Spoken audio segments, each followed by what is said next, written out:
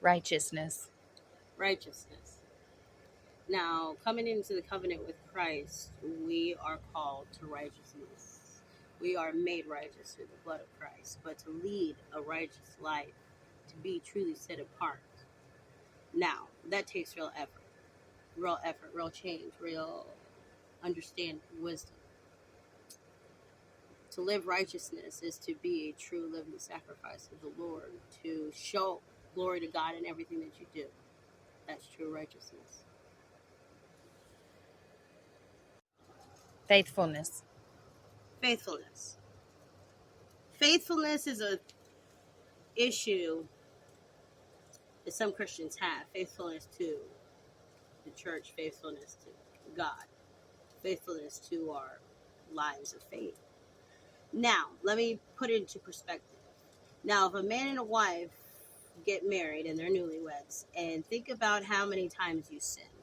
Now, think about that wife going out and being adulterous every time and the number of times that you sinned. And that is what the covenant says. Willfully, knowingly sin, you are breaking the covenant being adulterous.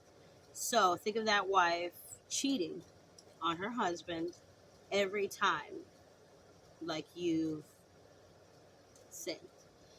And think of it as like when you don't hide it from God, that wife would not hide it from her husband. Be like, oh yeah, so and so is calling. I'll be back.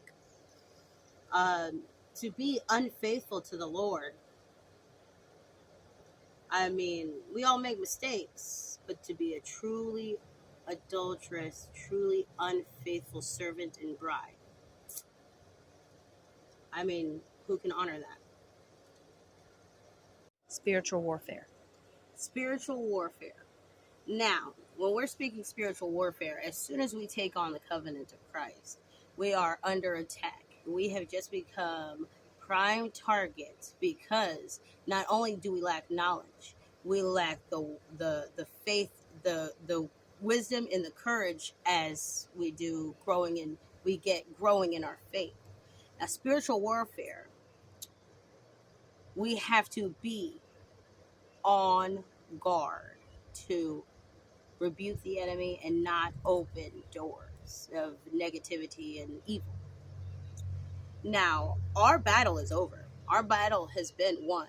Like, it's over. Victory is already ours.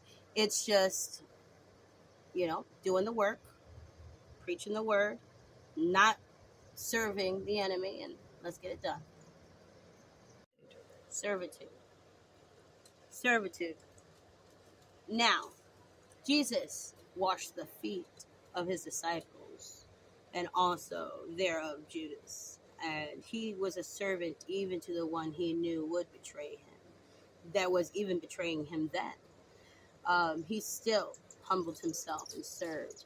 And that was a pictation of what we are to emulate.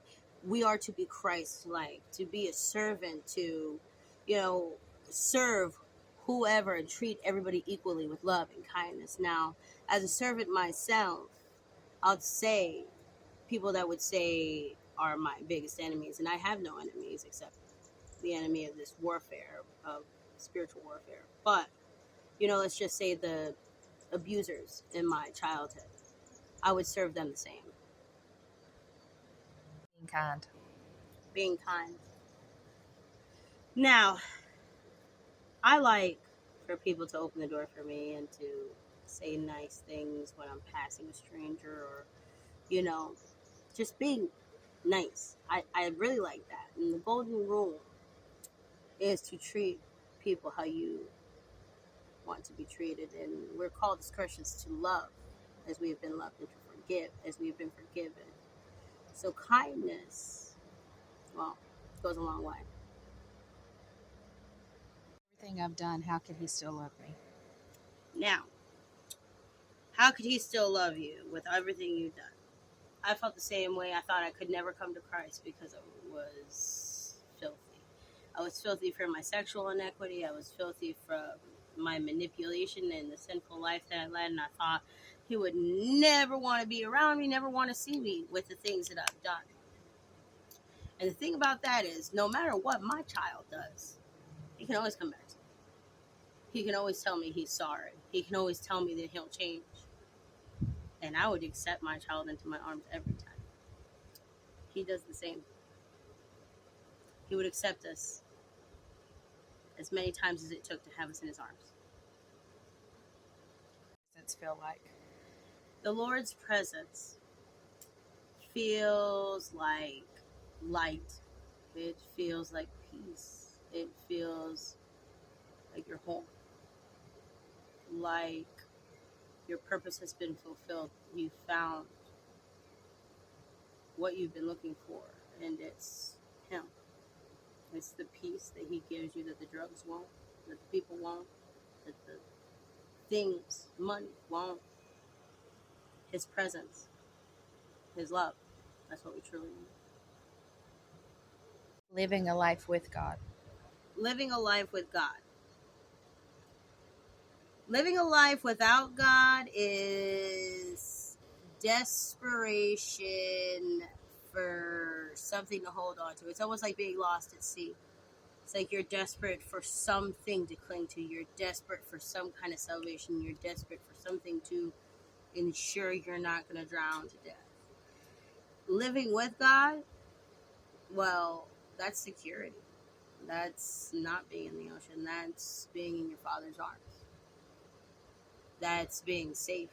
That's being loved. That's being, even when I fall, Daddy's got me. Even when I walked away when I shouldn't have, he's waiting.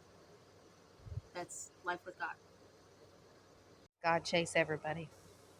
God chase everybody. Now, I ask everybody to think about every person that they know and ask me if they are not either angry at God, ignoring God, scared of God, or does not have a miracle that they can speak of.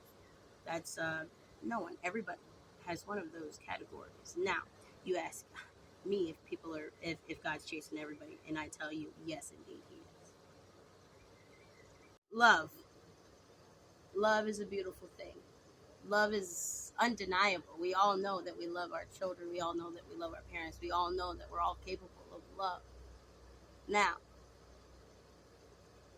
just like we cannot prove this is how much I love my child, I can put it physical proof in your hands, right? Because no amount of money could, no amount of anything could I put in your hands to show that I love my child. God is the same. God is real. God is realer than anything. No, I cannot put him in your hands. But I tell you, it's like he is your hands. It's like he is my hands. It's like he is. He just is. The great I am. Because he is. And always will be. Consideration. Consideration. Okay. So, do you like when like a lover sends you an unexpected sweet message, or like somebody opens the door, or your parent just says, you know what, I'm proud of you. Now, that's consideration. Being considerate of other people. And to do that validates that there is love, that there is somebody sees me. Now, we should consider that we're all human, that we all need love, that we all need kindness. Let's be considerate. Corruption. Now, if you look around any room, I'll tell you that the wood that makes that room is corrupt by a corrupt company for corrupt money. It's the same with every object in the room, the same with the real estate, the same with the person standing in the room because of corruption of, healthcare. And we're all afflicted by all these injustice, and the justice system is corrupt, and the healthcare system is corrupt, and the corporations are corrupt, and the food is corrupt, and the people are corrupt, and the government is corrupt. Well, how long until we all become corrupt?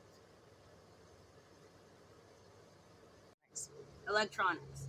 Now, I find it funny and ironic that we call our TV smart and our phones smart and our all of our things are smart when our children don't know how to read books. They're getting later and later in life reading, and now they can't write cursive, and now they're not